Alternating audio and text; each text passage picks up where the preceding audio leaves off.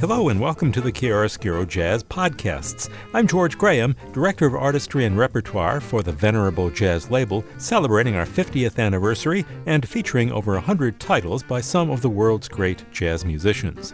This time we feature saxophonist Red Holloway, who had a lengthy career in jazz. He was known for his blues influence, but was a versatile player with a recording career that extended from 1963 until near his death in 2012 at the age of 84. He had associations with saxophonist Sonny Stitt, recorded with vocalist Etta James, played on the first recording to feature guitarist George Benson with organist Jack McDuff, and even appeared on 2 albums with British blues rocker John Mayall. Red Holloway recorded 2 albums as leader for Chiaroscuro and also appeared on 2 recordings for the label with trumpeter Clark Terry. All were recorded on jazz sea cruises that were part of the Floating Jazz Festival. Here's Red Holloway, recorded in 1998, joined by guitarist Phil Upchurch, pianist Junior Mance, bassist Keeter Betts, and drummer Paul Humphrey with Gershwin's Strike Up the Band.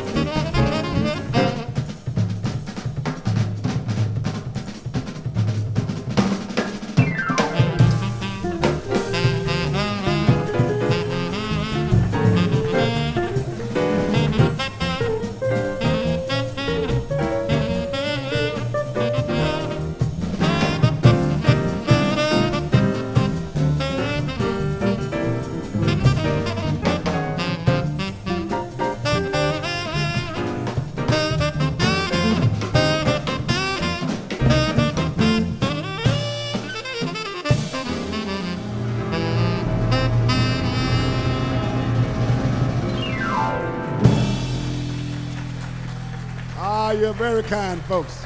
Red Holloway on tenor sax with his quintet on the Chiaroscuro release Standing Room Only, with Phil Upchurch on guitar, Junior Mance on piano, Keeter Betts on bass, and Paul Humphrey on drums. One of the distinctive features of many of Chiaroscuro's CD releases is the Jazz Speak track, on which artists talk about their music in their own words. Here's Red Holloway. Hello, this is Red Holloway. I was born in Helena, Arkansas. I was raised in Chicago, Illinois. My mother was a pianist. My father was a violin player.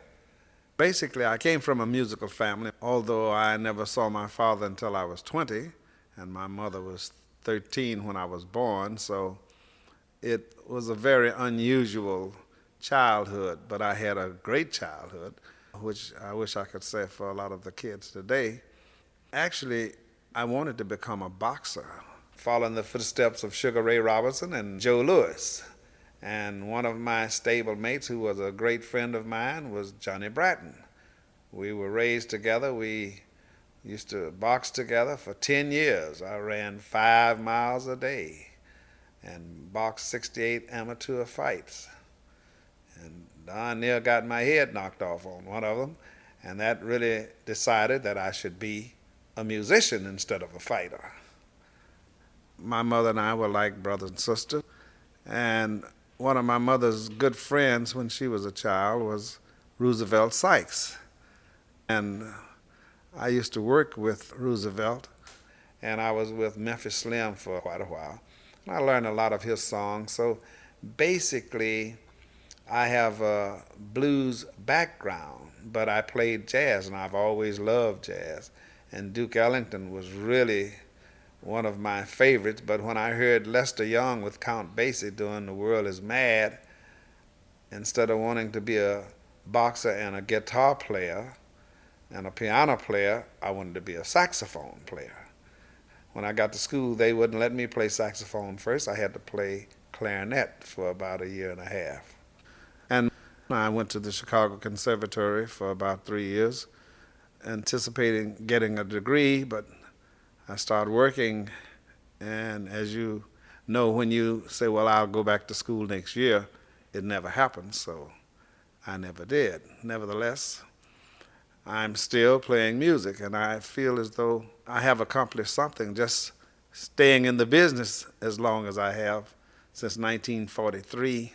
To be truthful, who I really heard first in my lifetime was Cab Calloway singing Hidey, Hidey, Hidey Ho and Minnie the Moocher. By me playing with Roosevelt Sykes, I played the blues. And all of the other blues players liked me because I could play the blues, and I could play blues just about in any key. I really like the blues, and I feel that you can't play good jazz unless you can play the blues. There's no ifs, ands, or buts. I'll give you a good example. John Coltrane used to play with Eddie Cleanhead Vinson and Earl Bostic, and you can hear the blues in his sound, just his sound alone, even though he isn't playing any melodic lines, is bluesy. Basically, playing good music is a feeling. When Sonny Stitt and I started working together, we recorded together in 1977. And I'd been knowing Sonny since 1944 from Chicago. I met Gene Ammons first. I knew Gene Ammons' father through Roosevelt Sykes. And then I met Gene Ammons. That was when he was learning to play. Then after that, I'd met Sonny Stitt, and we had been friends for many years. There was a friend of mine who wanted to record him, and so I introduced him to Sonny, and he recorded him in 77. In fact, he recorded the two of us, because Sonny said, well, why don't you be on this album with me? And I said, well, if you really want me to. So he said he and Gene Ammons had been partners. Since Gene is dead, he doesn't have a partner. So anyway, we recorded together, and it made some noise. And we started going on the road together. So one day, Sonny was over at my house, and he saw that I had an alto. And he asked me, why don't you bring your alto on the gig? I said, oh, you must be crazy. I'm not going to come out there with you, one of the greatest alto players. I said, it's hard enough just trying to keep up with you playing tenor. So anyway, he said, well, bring it along. So I took it out on the road, and we would practice in the hotel for about a month. So one night he said to me, why don't you bring your alto down? We were staying in this hotel where we play downstairs. And I said, well, okay. He said, we'll just play some blues. So we went down, and we just played some I think it was nines the time or something. And he played about 5 courses.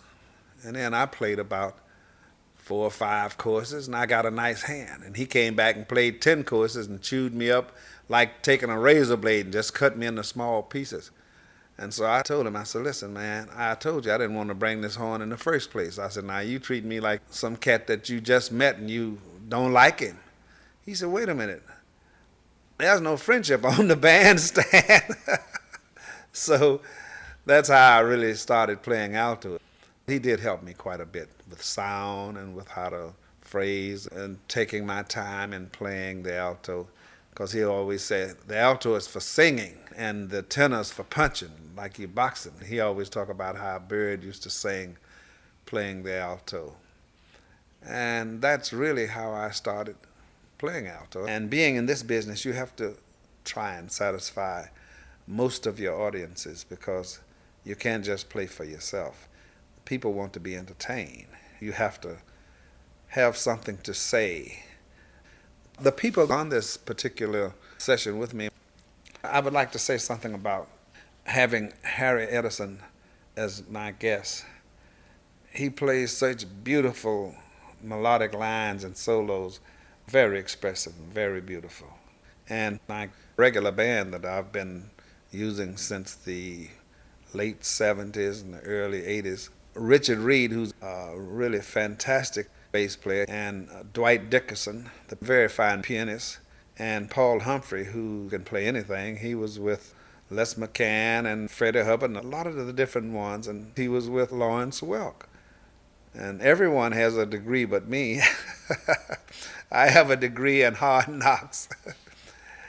But basically, I have some very fine musicians who can play any type of music. And I was very honored to have as my guest the one and only Harry Sweets Edison.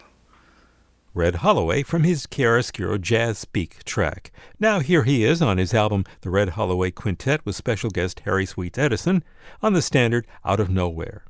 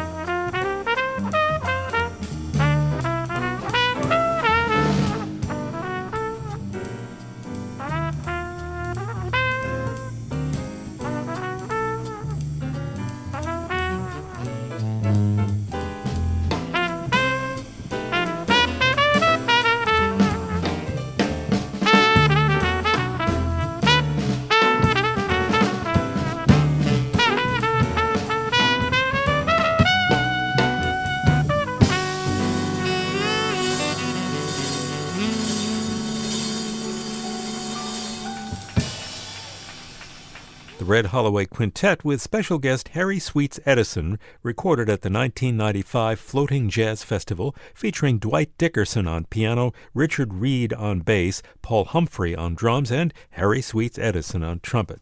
Before we go, here's another track from the 1998 Floating Jazz Festival, a tune by organist Jack McDuff called Mo Candy.